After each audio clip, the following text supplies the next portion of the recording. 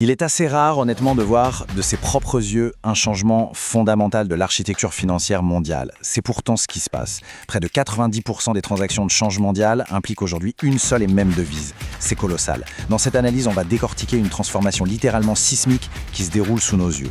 Depuis des décennies, une seule monnaie dicte absolument toutes les règles du jeu, du prix du pain au marché du coin jusqu'aux immenses réserves des banques centrales. On va regarder les données de prêt, examiner les stratégies et les tensions géopolitiques pour comprendre exactement ce qui se trame avec la monnaie de réserve mondiale par excellence.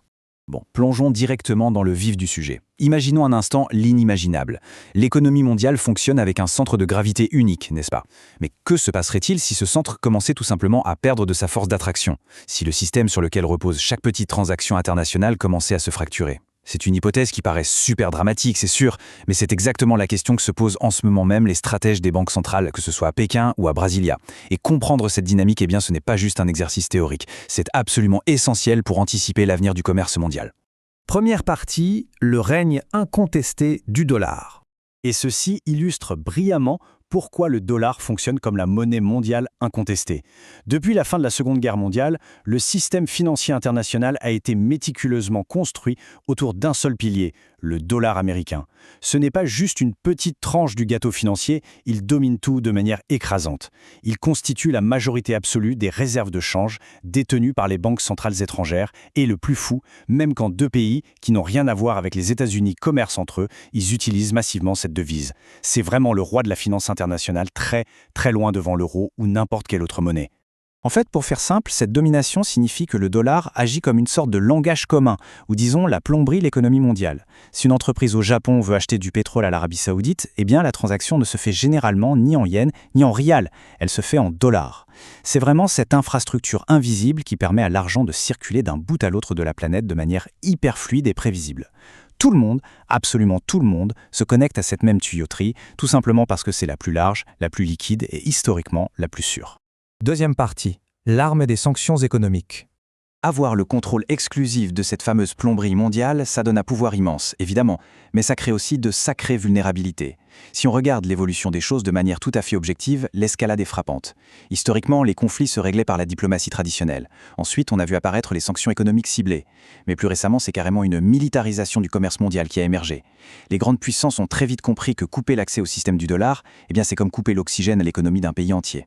C'est une arme redoutable, utilisée de plus en plus fréquemment vu les tensions géopolitiques actuelles. Et ça, fatalement, ça provoque des ondes de choc. Donc le point crucial ici, c'est la dédollarisation. Face au risque de se retrouver exclu de ce système financier mondial du jour au lendemain, la dédollarisation n'est pas du tout une théorie du complot. C'est un mécanisme de défense hyper pragmatique et tout à fait mesurable. En gros, pour beaucoup de nations, il s'agit juste de diversifier leurs risques face à une monnaie qui s'est transformée en véritable arme géopolitique. C'est une réaction directe pour garantir leur propre survie économique. Ni plus, ni moins. Troisième partie, l'offensive monétaire des BRICS. Alors, ces pays qui remettent en question le système actuel ne se contentent plus de se plaindre dans leur coin. Ils s'organisent avec en première ligne le fameux groupe des BRICS. Avant, la conversion en dollars était un passage obligé, mais aujourd'hui, le changement stratégique est bien réel. Par exemple, la Chine et le Brésil ont mis en place des accords pour commercer directement entre eux en yuans et en réal. Et la Russie et l'Inde font exactement la même chose avec le rouble et la roupie. C'est un contournement très méthodique du système centralisé. Le but, réduire les coûts de conversion bien sûr, mais surtout limiter l'exposition aux décisions politiques américaines. Ce glissement systémique majeur repose en réalité sur trois grands piliers. D'abord, la montée en puissance de l'influence économique chinoise qui pousse de toutes ses forces pour internationaliser sa propre monnaie. Ensuite, on observe une coordination politique vraiment inédite au sein du groupe élargi des BRICS. Et pour finir, il y a le développement technologique de structures commerciales parallèles, comme de nouveaux réseaux de messagerie bancaire pour remplacer les anciens. Bref, on assiste littéralement à la construction des fondations d'un tout nouveau système. Quatrième partie, les économies émergentes face au choc. Maintenant, ce qui est vraiment intéressant ici, c'est de voir que si ces batailles monétaires se jouent entre des superpuissances, les dommages collatéraux frappent de plein fouet les nations les plus vulnérables. L'impact sur les prix du quotidien est brutal. Quand la monnaie de réserve mondiale s'apprécie fortement et que le système est sous tension, ça provoque mécaniquement une inflation importée massive pour les pays émergents. Leurs coûts d'importation, surtout pour des choses essentielles comme l'énergie et la nourriture, explosent complètement. Ça détruit instantanément leur stabilité économique locale, et ce, sans même qu'ils n'aient fait la moindre erreur de gestion chez eux. Et le corollaire de cette inflation importée, c'est une véritable bombe à retardement liée à la dette. D'un côté, la plupart de ces pays en développement ont emprunté des sommes colossales sur les marchés internationaux. Et ces dettes, elles sont libellées dans la monnaie hégémonique, le dollar.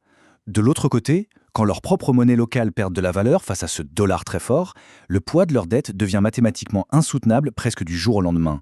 Ça crée un risque de plus en plus grave de crise financière en cascade. On en est au point où de simples fluctuations de change peuvent littéralement précipiter des nations entières dans le défaut de paiement. 5e et dernière partie, vers une nouvelle ère multipolaire.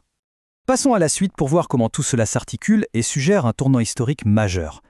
L'évolution est assez limpide finalement. On part de l'apogée d'une hégémonie totalement incontestée, on passe par une phase de dédollarisation très structurée et active menée par les BRICS en réaction aux sanctions, pour finalement se diriger vers une architecture financière qui est de plus en plus fragmentée. C'est l'aube d'une multipolarité monétaire qui se dessine. Dans un scénario comme celui-là, le commerce de demain pourrait très bien ne plus s'appuyer sur un seul réseau central, mais plutôt reposer sur plein de petits hubs régionaux interconnectés. Et c'est la réflexion ultime que cette analyse nous en pose. La transition vers cette multipolarité si complexe ne va certainement pas se faire sans heurts. Ça implique de redéfinir totalement les stratégies des banques centrales, de réévaluer tous les risques pour les investisseurs et surtout d'opérer un rééquilibrage massif du pouvoir mondial. Au final, la question n'est plus tellement de savoir si la monnaie dominante perd de son influence. La véritable question, c'est de savoir, nos institutions économiques mondiales sont-elles seulement prêtes à naviguer dans ce nouvel ordre financier en pleine mutation ?